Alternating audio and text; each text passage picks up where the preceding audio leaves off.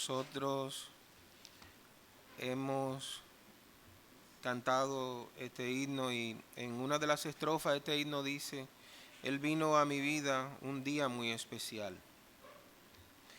Cuando nosotros venimos a alabar a Dios a través del estudio de su palabra, las oraciones, los cánticos y las ofrendas, a hacer memoria de la sangre de su Hijo, cuando hacemos esto nosotros le estamos alabando.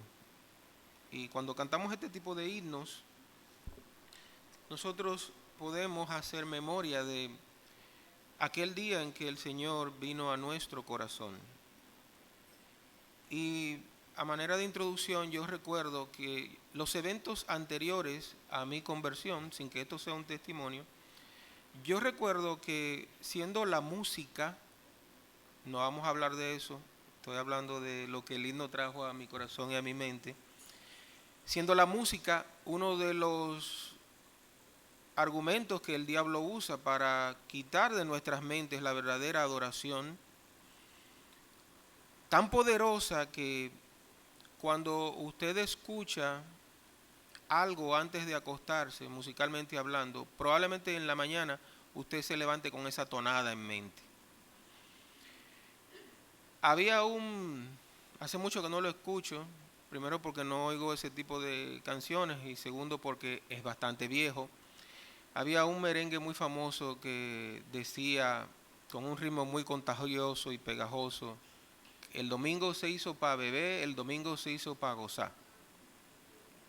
Los que son de mi edad o un poquito más esbozaron una sonrisa, o sea, que saben de lo que yo estoy hablando. Los que aún están negando su edad, como que se hicieron los desentendidos, como ¿de qué está hablando el hermano? Pero ese tampoco es el tema. Cuando usted escucha eso en la noche, yo recuerdo que esa canción se pegó tanto que un domingo, yendo en un taxi, esa era la canción que estaba sonando y hasta que yo le dije que lo apagara, pero qué va. En la mañana, ya ustedes saben cuál fue la tonada cuando yo me estaba cepillando. Y entonces, tipo puro estilo pentecostal, yo dije, bueno, el diablo reprenda. El domingo no se hizo para eso. El domingo se hizo para adorar al Señor, para alabarle. Este es el día que hizo el Señor, día de alegría y de gozo. Y en esta mañana nosotros vamos a continuar con uno de los profetas menores. En este caso vamos a hablar acerca de Abdías. Y este profeta menor es tan extraño que solamente tiene 21 versículos. Pero no solamente eso, sino que usted tiene que hacer casi un cursillo para pronunciar el nombre de este profeta. Y estoy casi seguro que si usted pone a la mitad de la congregación a escribir el nombre del profeta y a buscarlo, a la primera vez no le va a salir. Usted va a ver página para adelante, página para atrás. Entonces después se van a meter en Zacarías y cuando llega uno a Mateo dice, no puede ser, ya llegué al Nuevo Testamento. Entonces vuelvo para atrás. La idea de traer los profetas menores y estudiarlos es precisamente esa. Por eso nosotros de nuevo vamos a ver, dentro del contexto general de traer algunas enseñanzas de los profetas menores, vamos a volver a ver una breve descripción de los 12 profetas, pero es para fijarlo en nuestras mentes. Nuestro ser está íntimamente ligado a la voluntad, el intelecto y las emociones. Ese intelecto, como decía Tito cuando iniciaba el tiempo de adoración, este es un culto racional. Entonces ese intelecto debe de ser instruido en el nuevo camino, en la nueva vida en Cristo Jesús. Y por eso es que nosotros en ocasiones, para afectar de manera positiva ese intelecto, tenemos que repetir las mismas cosas. El apóstol Pablo por eso decía, a mí no me es molesto deciros siempre las mismas cosas hasta que se les grabe en la memoria y eso cambie vuestra conducta en el día a día. Veremos algunas de las misiones de los profetas, no todas. Dependiendo del profeta que veamos, vamos a resaltar algunas de las misiones. Luego veremos a Abdías y su contexto histórico, aunque es muy breve, muy pequeño lo que se dice de él.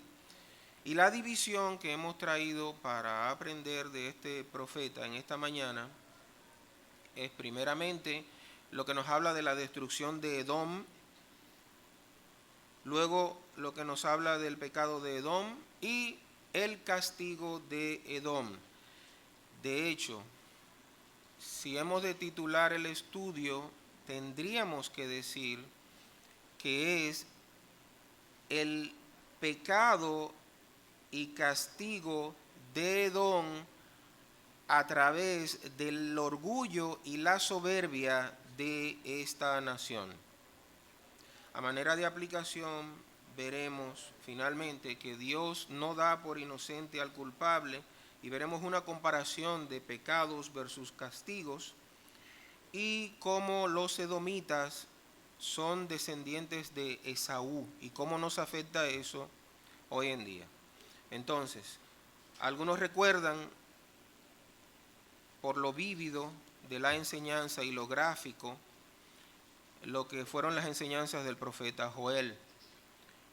Nosotros en los 12 profetas encontramos a Oseas, que habla del amor divino y el adulterio espiritual, a Joel, que habla de cómo el día del Señor se aproxima y usa imágenes de la naturaleza, de la agricultura, del saltón y del revoltón. Durante todas las semanas que vinieron después de ese estudio, yo seguí identificando saltones y revoltones e incluso langostas que lo destruían todo, y gracias a Dios y con la guía de su espíritu, pues he logrado echar fuera algunas de ellas, porque ese es el propósito de los profetas menores cuando enseñaron al pueblo de Israel y de Judá y cuando nos enseñan a nosotros.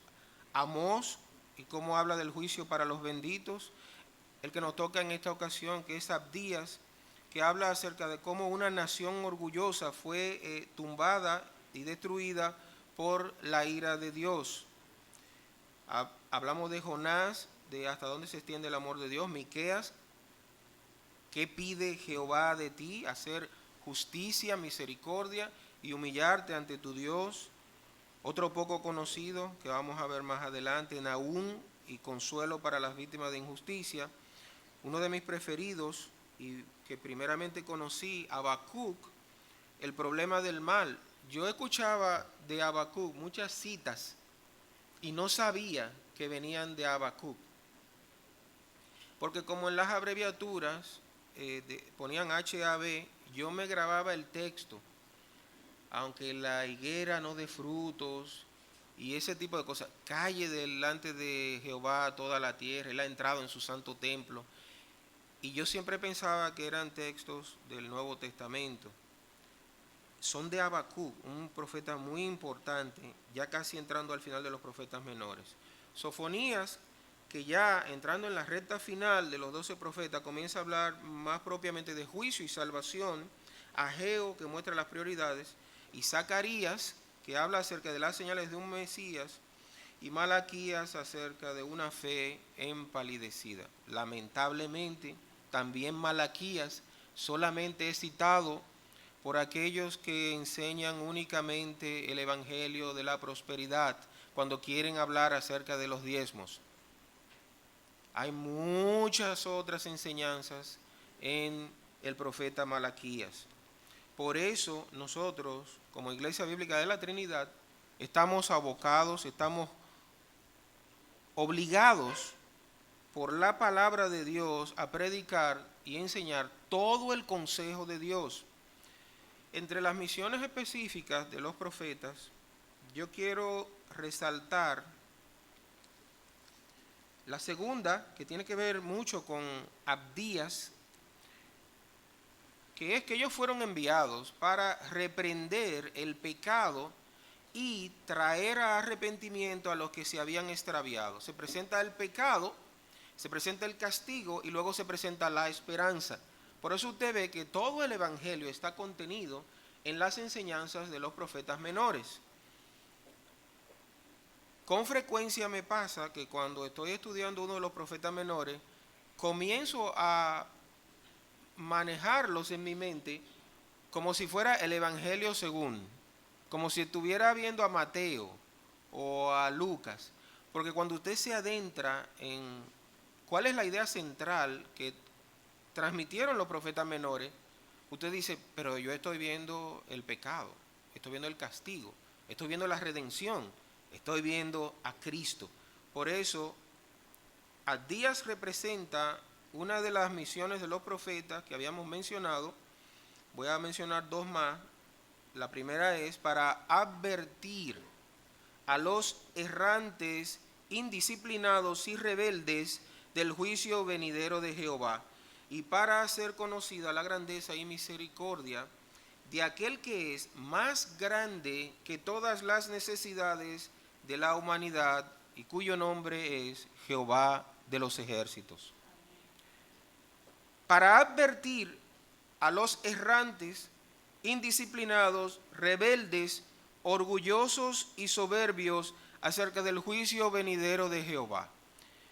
Y si en tu mente, en este punto, tú comenzaste a pensar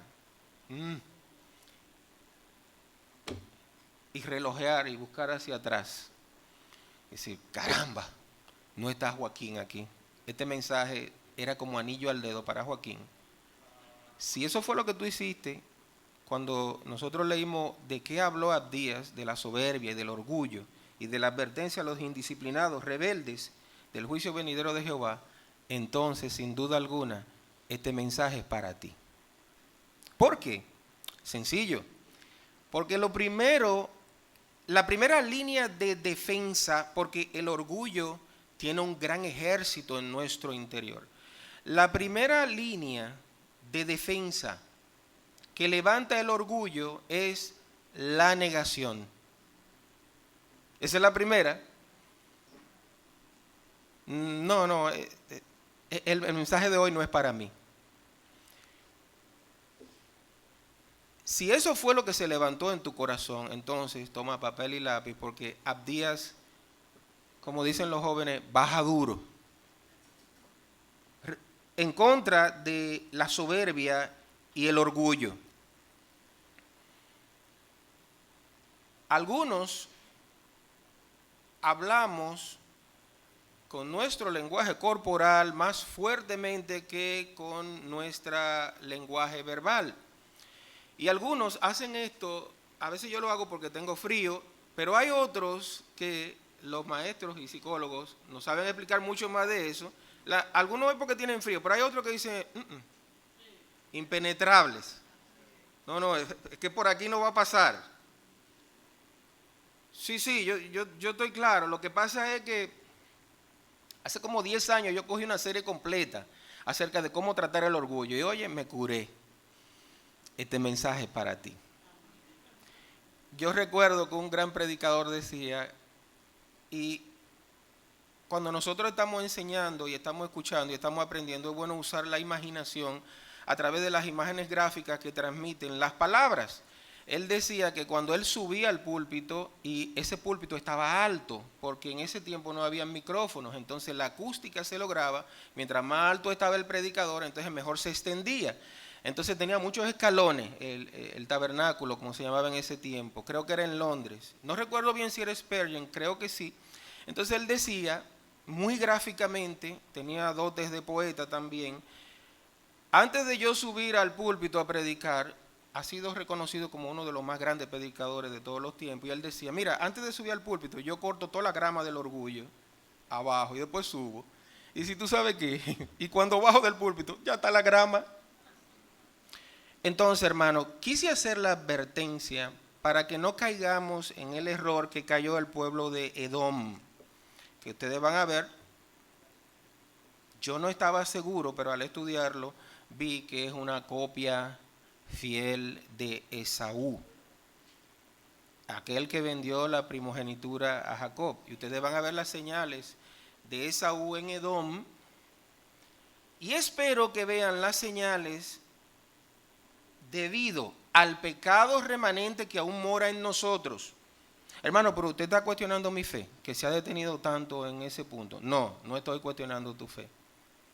Yo sé que tú eres creyente, que has creído en Cristo como tu Señor y Salvador, y que eres salvo, siempre salvo, porque la obra que Él ha comenzado, Él la ha de acabar. Yo lo sé. Pero también sé, oh miserable de mí, ¿quién me librará de este cuerpo de muerte? Entonces, el pecado ha sido sorbido en victoria, ha sido muerto, ha sido clavado el aguijón, pero el cadáver muerto de ese pecado está dentro de ti y de mí, putrefacto. Y ese hedor nos afecta cada día y nos lleva, como dice el apóstol de manera genial, inspirado por el Espíritu Santo, a obrar como no conviene. Y esto fue lo que hizo Edom, como un reflejo de donde ellos descienden, que es de Esaú. ¿De qué nos habla el contexto de Abdías? Su nombre significa algo que en los tiempos del Antiguo Testamento era muy común. Significa siervo del Señor. Es como cuando usted le dice a un hermano hoy en día, varón, ¿y cómo usted está? Entonces, decir así, o decir siervo del Señor, era como decir Abdías. Y Abdías quiso mostrar con sus profecías qué tan siervo del Señor era él. Era un hombre común y corriente. Y su libro también es sencillo. Usted lo abre y usted tiene, dependiendo de si tiene comentarios o no, la Biblia puede tener una página o puede tener 2 páginas, dependiendo de los comentarios como tiene esta. Tiene solamente 21 versículos y contiene todo el Evangelio, prácticamente. Solamente se presenta su visión y nada más. Vamos a leer, no lo leímos al principio porque dentro del desarrollo de cada una de las secciones vamos a tener que leer prácticamente todos los versículos. Como ahora que vamos a leer el versículo 1. Solamente tiene su visión. La primera parte del versículo 1 dice, visión de Abdías. Pero el título, en algunas de las Biblias, dice la humillación de Edom. No sé cómo dice en la suya. La humillación de Edom. Usted recuerda que la Escritura dice, los que se exalten serán humillados y los que se humillen serán exaltados.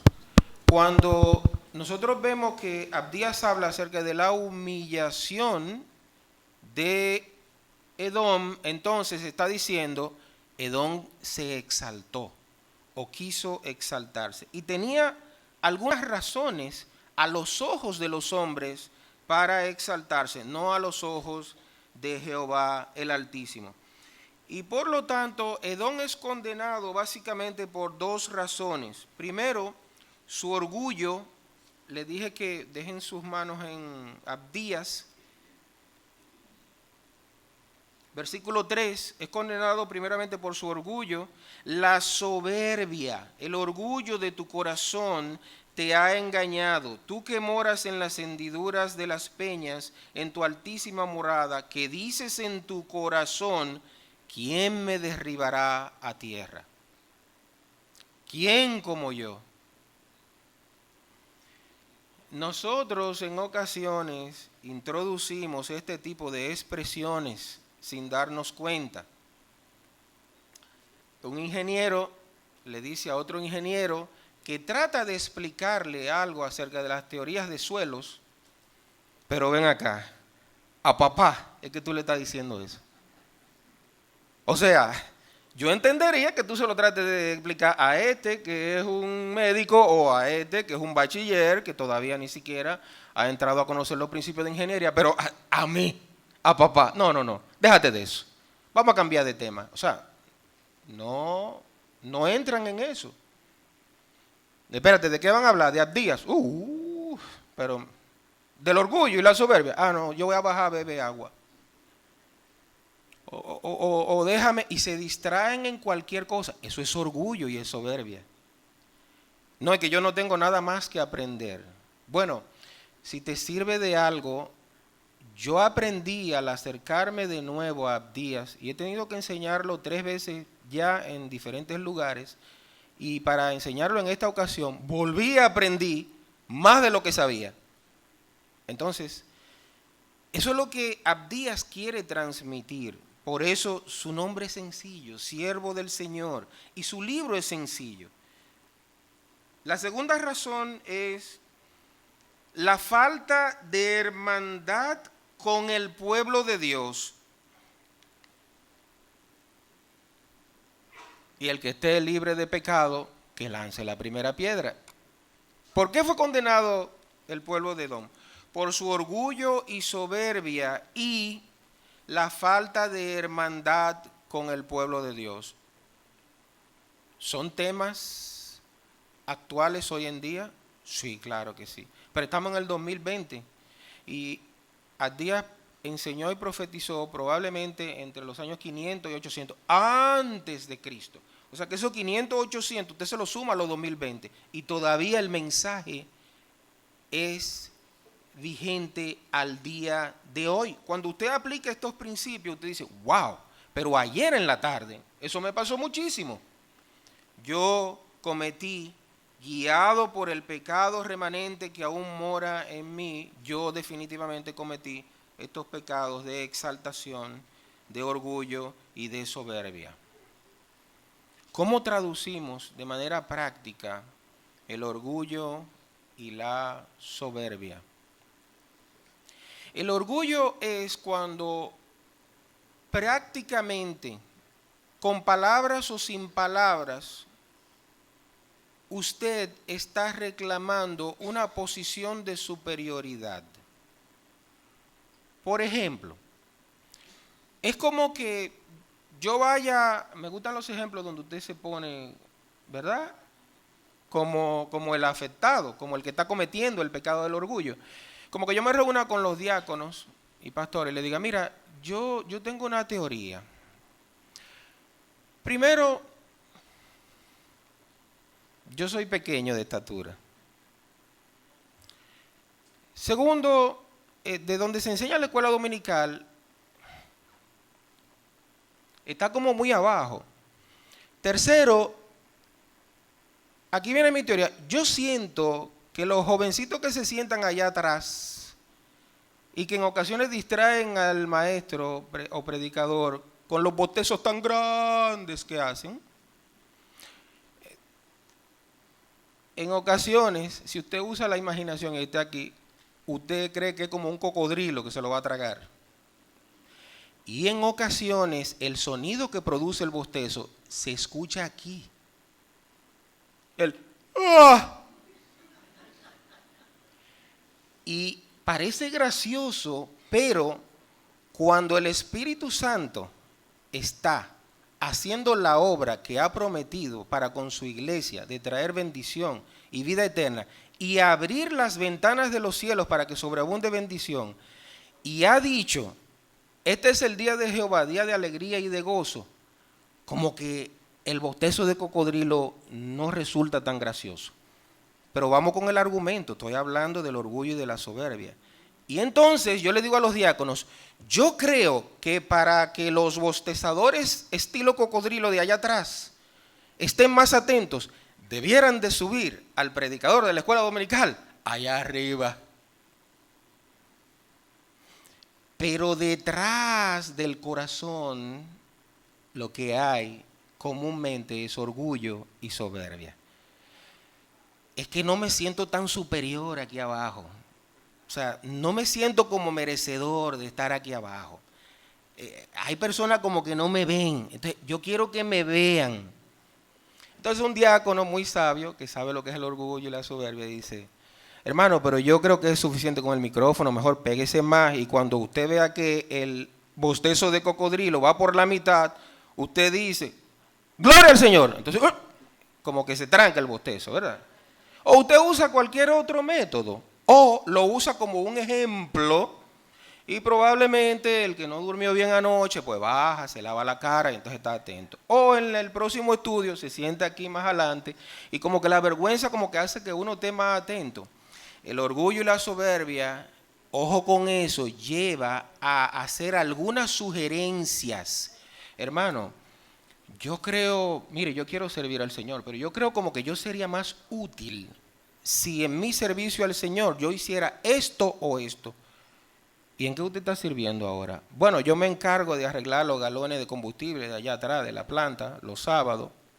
También me encargo. Entonces usted va como notando que en lo que está sirviendo ese hermano o esa hermana no es notorio, no se ve. ¿Y qué tú quieres hacer? Bueno, antes de que empiece el culto, yo prefiero, no sé, limpiar aquí, arreglar las flores. Hay un pecado remanente que mora en nuestros miembros. Y Satanás anda como león rugiente buscando cómo devorar, cómo devorarnos. Entonces yo tengo que estar alerta.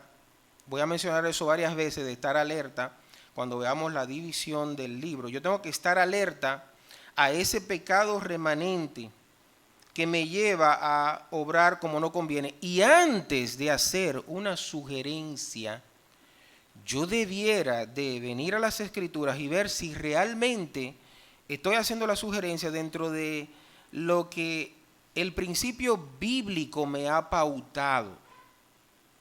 En pocas palabras, el enemigo está durmiendo junto contigo, está dentro de ti. Por eso es que anda como león rugiente buscando cómo devorarte. Y por eso te conoce al mínimo detalle. Tú tienes que estar alerta y en guardia ante cualquiera de este tipo de sugerencias que se levanten en tu corazón. Edom no hizo esto, los descendientes de Esaú no hicieron esto. Entonces, en la división del libro, ¿qué es lo que vamos a ver ahora? Nosotros vamos a ver, y aquí es que vamos a leer la mayoría de los versículos, viendo algunas aplicaciones, no formalmente, sino dentro de cada versículo, antes de llegar a las aplicaciones finales. Primero dijimos que íbamos a ver la destrucción de Edom. Segundo, el pecado de Edom. Y tercero, el castigo de Edom. En los versículos 1 al 9, nosotros vemos, quiero que me sigan, la destrucción de Edom. Lo voy a leer y luego voy a comentar algunos de los versículos propiamente. Visión de Abdías. Jehová el Señor ha dicho así en cuanto a Edom. Hemos oído el pregón de Jehová y mensajero ha sido enviado a las naciones. Levantaos y levantémonos contra este pueblo en batalla. He aquí, pequeño te he hecho, a Edom, entre las naciones. Estás abatido en gran manera. La soberbia de tu corazón te ha engañado.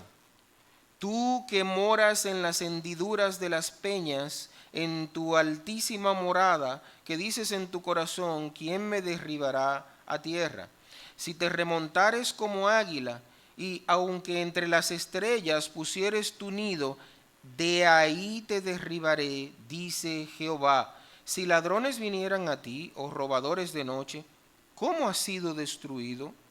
¿No hurtarían lo que les bastase? Si entraran a ti vendimiadores, ¿no dejarían algún rebusco? ¿Cómo fueron escudriñadas las cosas de Esaú? Sus tesoros escondidos fueron buscados. Todos sus aliados te han engañado, hasta los confines te hicieron llegar. Los que estaban en paz contigo prevalecieron contra ti, y los que comían tu pan pusieron lazo debajo de ti. No hay en ello entendimiento. No haré que perezcan en aquel día, dice Jehová, los sabios de Edom y la prudencia del monte de Esaú. Y tus valientes, oh Temán, serán amedrentados, porque todo hombre será cortado del monte de Esaú por el estrago. Es narrada de manera imaginativa la fortaleza de Edom, por un lado, porque había una fortaleza real, y la humillación y destrucción de Edom. Este pregón nos trae un informe o una noticia a las naciones. El Señor establece entonces de manera clara e inequívoca su soberanía. El Señor, a través de sus medios, sostiene y dirige sus criaturas. Él ha determinado desde antes de la fundación del mundo las cosas en las que hemos de andar. Cuando hablamos acerca de la presencia de Dios, de la presciencia de Dios, o su conocimiento previo de las cosas, es precisamente eso. Él ha determinado, escrito en su mente eterna, las cosas que han de acontecer y por lo tanto, Él tiene control absoluto de todo. Es errónea la oración que en ocasiones elevan algunos diciendo, Señor, toma control. No, el Señor tiene control de todo cuanto acontece. Él lo predeterminó para toda su gloria y para toda su honra. El Espíritu Santo asiste a los predicadores en el acto de la predicación para hablar aquellas cosas que convienen al alma de aquellos que están sentados en medio de su iglesia, de forma tal que en ocasiones, apartado de las notas de estudio del maestro, el Señor pone en su boca palabras sazonadas con sal para la correcta edificación. Yo he dicho en varias ocasiones, si yo hago así con el dedo y señalo a un hermano y le digo, el Espíritu Santo en este mismo momento va a poner en tu boca Abdías versículo 12, usted se va a quedar como un pollo viendo televisión. Se va a quedar mudo. El Espíritu Santo no va a poner en tu boca algo que tú, esforzándote con temor y temblor en tu salvación a través de los medios de gracia, no has estudiado de su palabra. Tú no memorizas la Biblia, sin embargo, en ocasiones como una palabra de consuelo, tú le dices a un hermano, mira, recuerda que en Lucas dice tal cosa. Y tú lo has estudiado en tu vida de creyente, en tus devocionales, 3 o 4 veces. Pero en ocasiones tú no tenías conciencia de que tú conocías ese texto de memoria. Y probablemente no lo conozcas de memoria. Pero el Espíritu Santo nos guía a ese entendimiento y a echar mano de esa buena palabra como buen bálsamo. Y eso es lo que Él hace con sus profetas, con sus maestros, con cualquier persona que vaya a llevar consuelo a uno que está en aflicción. En esa forma, Él manifiesta y demuestra su sabiduría. ¿Qué pasaba con Edom? Vamos a hablar un poquitico de geografía. Edom estaba incrustada en medio de montañas. Usted tiene una montaña alta, tiene un valle, pero tiene otra montaña alta. Pero detrás, entonces, tiene el Mar Muerto, casi inaccesible en ese tiempo con la tecnología. Los jóvenes que están atrás, los que no están bostezando, no se crean que el tiempo de Edom eran tiempos de drones. No. O sea, cuando se establecía una población, se medían ese tipo de cosas y se decía, porque siempre estaban ante el peligro de ser invadidos por otros pueblos, se decía, ok, por aquí no pueden pasar porque no hay tecnología que los capacite a poder escalar este risco, este precipicio. Para allá está el mar. Por aquí tampoco pueden porque tendrían que agujerear las montañas para poder llegar hasta aquí. Por aquí tampoco tienen. Entonces era como una fortaleza natural. Entonces ellos estaban tranquilos y seguros y confiados.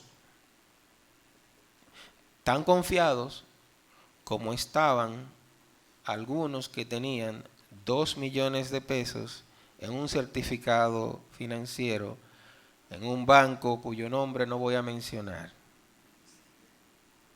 Y amanecieron un día sin un centavo. Ellos estaban así mismo. No, es que yo estoy tranquilo, yo estoy viviendo de los intereses. Como no tienen que trabajar, están viviendo de los intereses, entonces viene la pereza. Y entonces ya ponemos el culto por Facebook y huimos de la coinonía, la comunión con los hermanos. Ustedes recuerdan lo que dijimos al principio, que el orgullo y la soberbia, uno crea una fortaleza donde dice, eso no es para mí. Si alguno, pudiendo estar aquí en comunión y hermandad con cada uno de nosotros, decidió no estar y está en pereza viéndonos por Facebook, sí, a ti te estoy hablando. Es a ti que te estoy hablando. Eso fue lo que pasó con este pueblo. Ellos crecieron en exaltación. Su ego se elevó tan alto como las montañas que los protegían. No, no. De aquí no nos tumba nadie. De aquí no nos tumba nadie.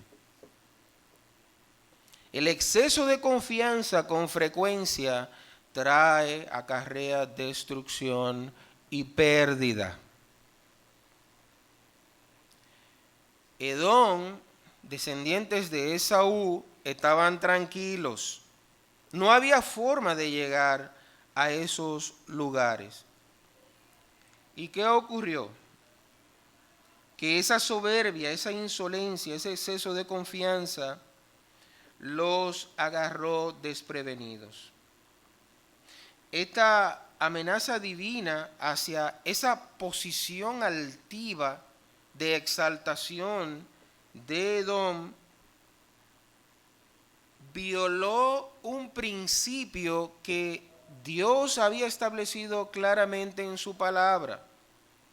Solo aquellos que se humillen serán exaltados.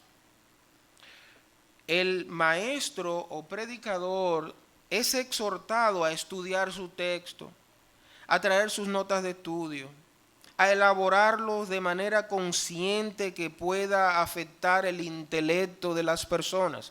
Pero si el Espíritu no hace la obra, moviendo la voluntad y las emociones y grabando en el alma de cada uno de los que se exponen a la exposición de la palabra, vana es la predicación. Si nosotros hablamos acerca de nuestros propios caminos y no de los caminos de Dios, vana es la predicación. Si es escuchada voz de hombre y no voz de Dios, vana es la predicación. Entonces al predicador o maestro solamente le queda un camino, decir, Señor, para estas cosas, ¿quién es suficiente? Si tú no haces la obra, nadie saldrá bendecido de este lugar. ¿Y qué pasa? Que el principio es aplicado. Los que se humillen serán exaltados. Cuando el maestro viene de manera humilde y dice, Señor, mira, siervo inútil soy porque he hecho lo que tú has mandado. Y no solamente eso, sino que desde antes de la fundación del mundo, tú nos predestinaste para hacer estas cosas. Es decir, tú las predestinaste desde antes de la fundación del mundo. Pones en mí así el querer como el hacer por tu buena voluntad. Entonces, el resultado es matemático. Sea a ti dada toda la gloria y toda la honra por los siglos de los siglos. Porque el poder y la gloria son tuyos por cuanto eres tú quien ha establecido que andemos en estos caminos. Y tú vas a bendecir al que a ti te plazca bendecir. Y de ahí el aspecto más importante de la soberanía divina. Nuestro deber, abrir las escrituras y decir, así dice Jehová. El deber de manera gratuita y a quien Él le plazca es salvar a aquellos que Él ha apartado para alcanzar salvación.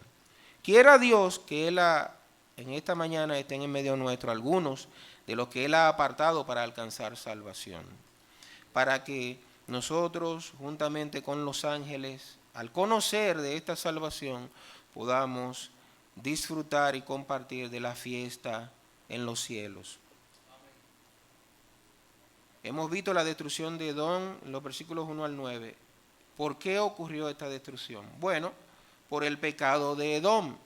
Toda alma que pecare morirá. Y en los versículos 10 hasta el versículo 14, ahora quiero que me acompañen, dice: por la injuria a tu hermano Jacob te cubrirá vergüenza y serás cortado para siempre. El día que estando tú delante llevaban extraños cautivos su ejército, y extraños entraban por sus puertas y echaban suerte sobre Jerusalén, tú también eras como uno de ellos. Tú eres su hermano, pero te estaba comportando como su peor enemigo.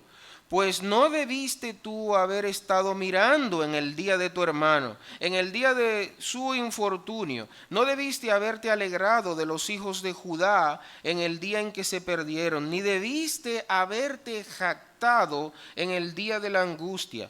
No debiste haber entrado por la puerta de mi pueblo en el día de su quebrantamiento. No debiste haber mirado su mal en el día de su quebranto, ni haber echado mano a sus bienes en el día de su calamidad. Tampoco debiste haberte parado en las encrucijadas para matar a los que de ellos escapasen, ni debiste haber entregado a los que quedaban en el día de angustia.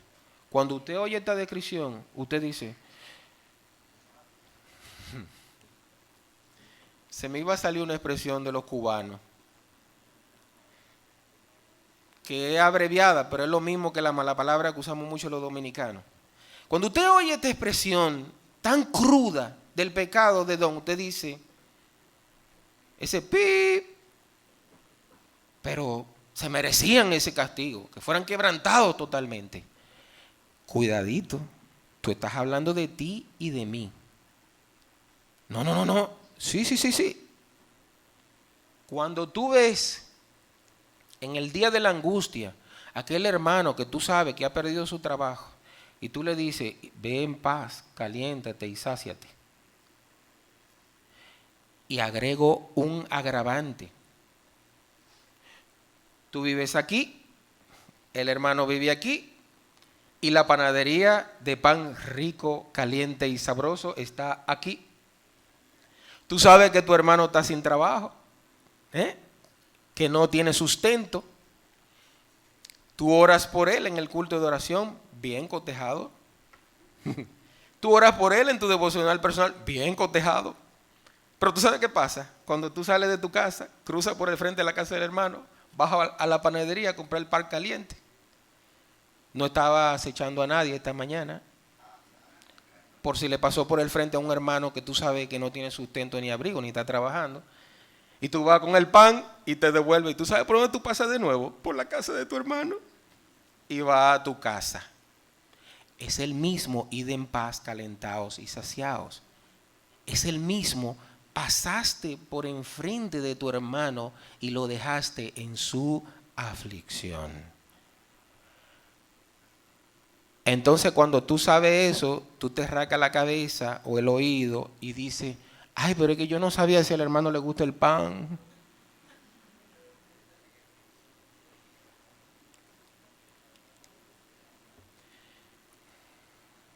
Y eso es lo más sencillo, hermano. Ustedes ven cómo la descendencia de Saúl y el orgullo de Edom nos afecta a nosotros. Ay, pero es que yo no sé si el hermano se va a sentir mal, porque tú sabes, hay gente rara. Tú vas y le llevas pan, una funda de pan, y se siente mal. Ese no es tu problema, hermano. Ese es el problema de él. Sí, es cierto. Probablemente él está pasando por una prueba o aflicción por su orgullo.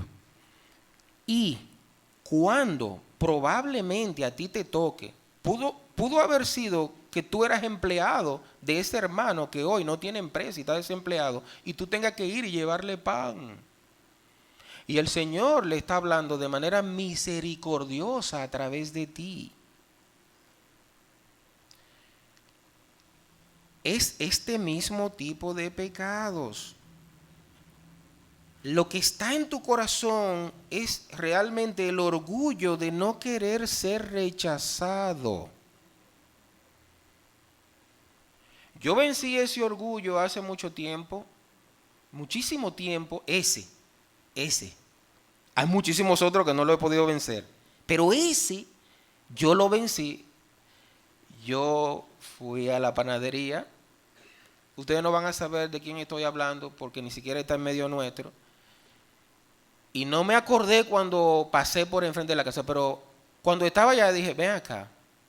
Entonces compré una funda de pan extra. Era muy barato el pan. Pensé eso, amigo, bueno, pero no puede ser que ni siquiera pan tenga el hermano. Compré pan, un cartón de leche y un sobrecito de cocoa sobrino. Algunos se ríen reconociendo la cocoa de su tiempo.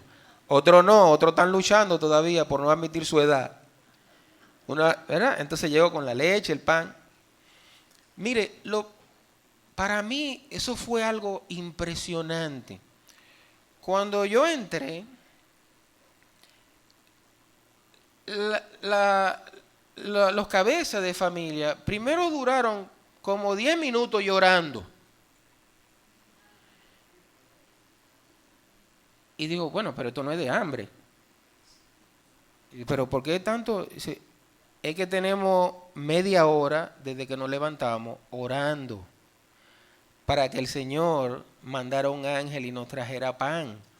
Entonces yo, que acostumbro a hacer este tipo de cosas, cuando me siento como, hey, la grama del orgullo va a crecer, entonces miren cómo yo la corto. Entonces yo en la sala había un espejo, entonces yo me miro al espejo y le digo, bueno, pues vamos a seguir esperando el ángel porque cara de ángel yo no tengo. Prepararon el pan, y gracias a Dios, en como una semana, no, 2 semanas después, ambos consiguieron trabajo, las dos cabezas de familia. Y yo les conté lo que le estoy contando ahora a ustedes por la razón que lo traje como un testimonio de que yo tuve que vencer mi orgullo pero ¿y si no lo rechazan? Y si ¿quién te dijo a ti que nosotros necesitábamos eso? Hasta que yo dije, pues eso es problema de ellos, no mío.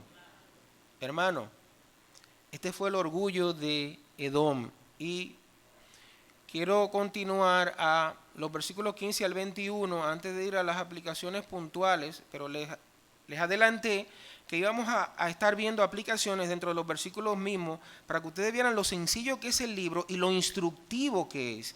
El castigo de Edom, toda alma que pecare morirá. Aquí viene el castigo, versículos 15 al 21. Porque cercano está el día de Jehová sobre todas las naciones. Un momentico, hermano. ¿Por qué usted dice el castigo de Jehová si en mi Biblia arriba el pasaje dice la exaltación de Israel? Precisamente. Edom, Esaú, Israel, Jacob. Usualmente el castigo de los enemigos de Jehová llega a través de la bendición y la prosperidad de aquellos a quienes ellos injuriaron. Yo he estado todo el mensaje luchando contra esto que voy a decir, pero me gustó que en una ocasión el pastor Piñeiro estaba enseñando algo y dijo, voy a ceder a la tentación. Bueno, pues yo también voy a ceder a la tentación. La derrota de los aguiluchos duele más porque vino de mano del Licey. No duele igual si le ganan las Estrellas o las Águilas. No, es que esos son nuestros rivales. O sea, es que lo que nos da cuerda es que eso no ganen. Duele más. Lo utilizo porque es muy propio en medio de nuestro, el pasatiempo nacional, y se entiende. Duele más. Duele tanto que aunque las Águilas derrotaron al Escogido, que es mi equipo, ustedes saben a quién yo apoyaba entre Águila y Licey, a las Águilas. Porque el asunto es que ese es mi rival. No, sí, me podían ganar las Águilas, pero no el Licey. Y entonces terminé, por mi soberbia, perdiendo 2 veces. Y eso pasa también respecto a los principios bíblicos. Por eso sigo leyendo el castigo. No estamos confundidos. El castigo de Edom vino por la prosperidad de aquellos que ellos procuraron destruir. Porque cercano está el día de Jehová sobre todas las naciones. Como tú hiciste, se hará contigo. Tu recompensa volverá sobre tu cabeza como un boomerang. De la manera que vosotros bebisteis en mi santo monte, beberán continuamente todas las naciones, beberán y engullirán y serán como si no hubieran sido. Mas en el monte de Sión habrá un remanente que se salve y será santo, apartado, y la casa de Jacob recuperará sus posesiones. La casa de Jacob será fuego y la casa de José será llama y la casa de Esaú estopa, como cenizas. Y los quemarán y los consumirán, ni aun resto quedará de la casa de Esaú, porque Jehová lo ha dicho. Y los del Negueb poseerán el monte de Esaú, y los de Céfela a los filisteos. Poseerán también los campos de Efraín, y los campos de Samaria, y Benjamín a Galaad. Y los cautivos de este ejército de los hijos de Israel poseerán lo de los cananeos hasta Sarepta, y los cautivos de Jerusalén que están en Sefarad poseerán las ciudades del Negueb, y subirán salvadores al monte de Sión para juzgar al monte de Esaú, y el reino será de Jehová. La destrucción de los impíos viene de la mano de aquellos que ellos injuriaron. De manera puntual, ¿qué aplicamos? Que primero, Dios no da por inocente al culpable. Dice el versículo 15, como tú hiciste, se hará contigo. ¿Cuál fue el pecado? La traición contra Judá en los versículos 11 y 12. ¿Cuál fue el castigo? La traición de sus aliados. En los versículos 7. ¿Cuál fue el pecado? Robaron a Judá, versículo 13. ¿Cuál fue el castigo? Serán robados, versículos 5 al 6. ¿Cuál fue el pecado? Violencia contra Judá, versículo 11. ¿Cuál fue el castigo? Perecerán por la espada de manera violenta, versículo 9. ¿Cuál fue el pecado? Buscaron destruir a Judá, versículos 12 al 14. ¿Cuál fue el castigo? Serán completamente destruidos, versículos 10 y 18. ¿Cuál fue el pecado? Intentaron tomar posesión de Judá, versículo 14. ¿Y cuál fue el castigo? Serán tomados en posesión, versículo 19. El mismo tipo de pecado, en eso consistió el castigo. Identifica en tu vida, como yo identifiqué en la mía, aquellos pecados y estate atento que Jehová no dará por inocente al culpable. El mismo tipo de pecado. Tú avergüenzas a los otros, serás avergonzado. Tú no andas en hermandad y comunión con tus hermanos, estarás solo y afligido. Y finalmente, recordemos que los edomitas descienden de Esaú. Eso significa que tú y yo también debemos de estar bien alertas ante los hábitos del viejo hombre. Estemos en guardia debido a las raíces y costumbres heredadas de nuestros antepasados, nuestra genealogía, nuestros padres, nuestros abuelos, nuestros bisabuelos y demás. Debemos de estar en guardia. Tú tuviste padres y madres, abuelos, abuelas, bisabuelos, bisabuelas.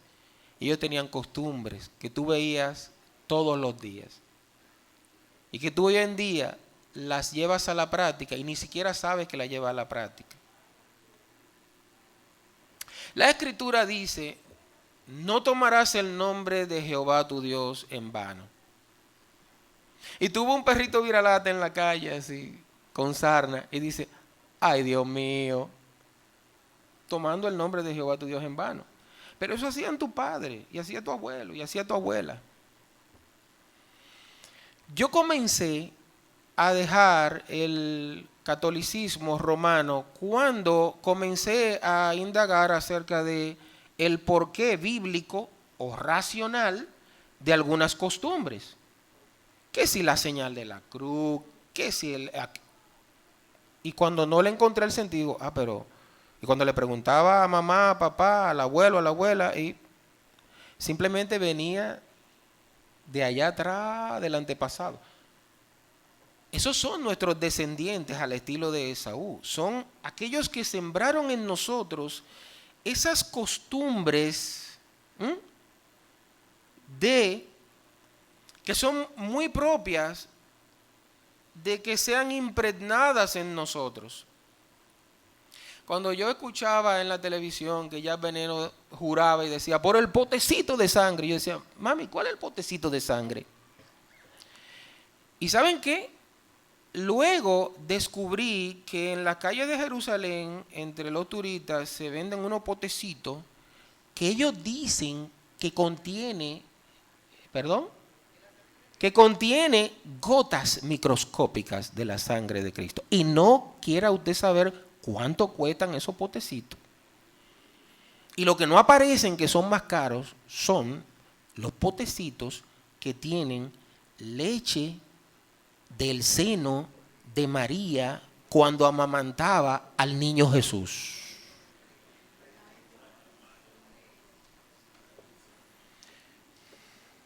Hermano, no puedo extenderme más, pero ¿cuál es la idea? Yo sé que ahora usted está recordando, esa es la idea. Todas esas cosas que hemos heredado de nuestro antepasado. Estemos en alerta máxima ante el entorno en que crecimos, así como de la cultura que nos rodeaba y nos rodea aún. Los jóvenes dicen mala palabra, fea, pero la dicen en inglés. Usted le da un postre y a ellos les gusta el postre y dicen pi, pero en inglés.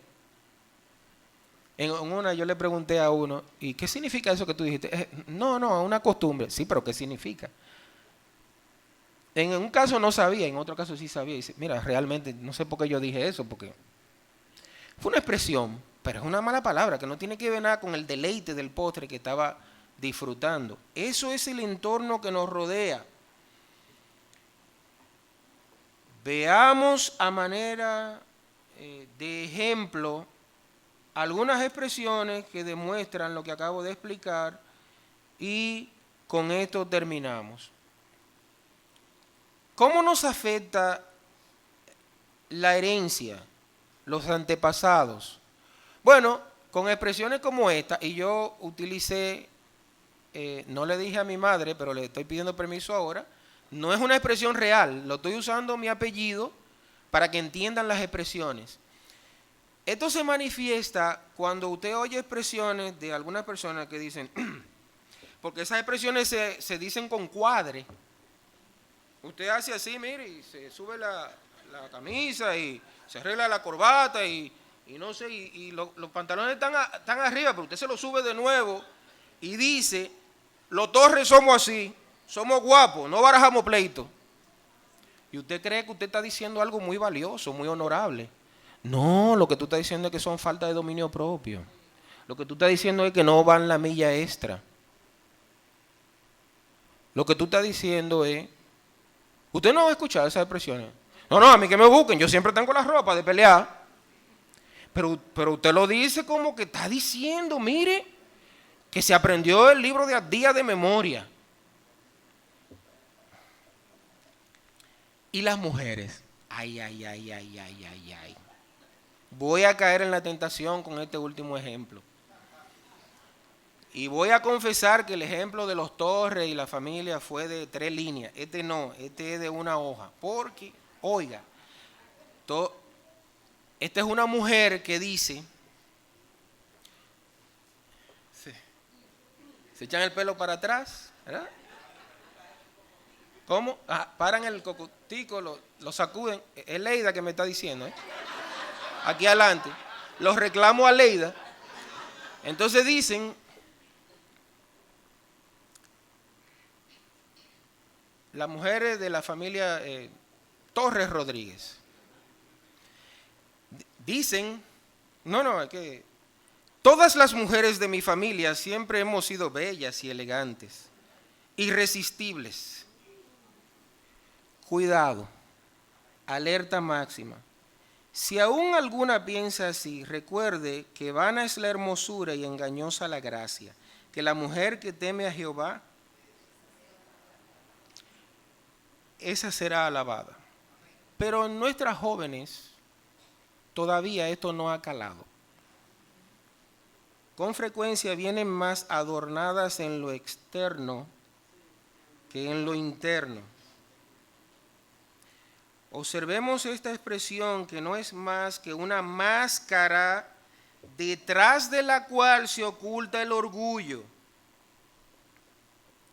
Dicen algunos hombres que no paran en ningún trabajo y no llevan sustento a sus familias porque no paran. Usted nada más hace conseguirle un trabajo y lo botan. Pero oigan la explicación. Ellos dicen, es que, aquí no es el cocotico, aquí es el pechito. Es que yo no nací para recibir órdenes y someterme. Yo nací para ser un líder y dar yo las órdenes. Y van y le buscan una foto de cuando era bebecito. Dice, mira, y están como 6 o 7 bebecitos y él en el medio. Dice, mira, es el líder. Yo ni lo sabía. Yo nací como líder. Pero no le para un trabajo y la familia no tiene para comer. Eso es soberbia, eso es orgullo. Y eso es ignorar lo que dice la Escritura cuando dice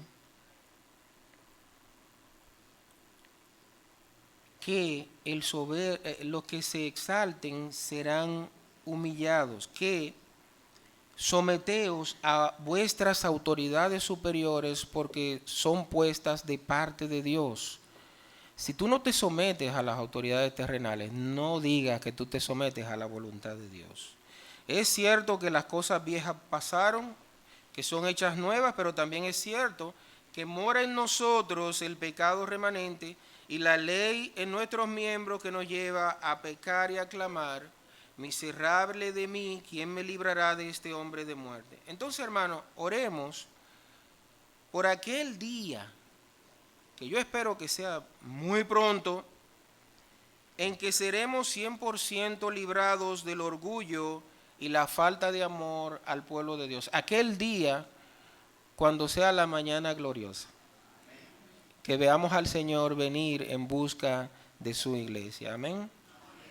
Padre, te damos las gracias por este día, te pedimos que tú nos ayudes a reconocer este orgullo, esta soberbia en nuestros corazones y la falta de hermandad. Mira el tiempo que tú nos vas a conceder ahora para interesarnos por las necesidades de nuestros hermanos. Ayúdanos a poder meditar en estas cosas y a transmitirlas a otros para que sean de bendición y de provecho y para que tu nombre sea exaltado y glorificado en medio nuestro. Por Cristo Jesús te lo pedimos. Amén.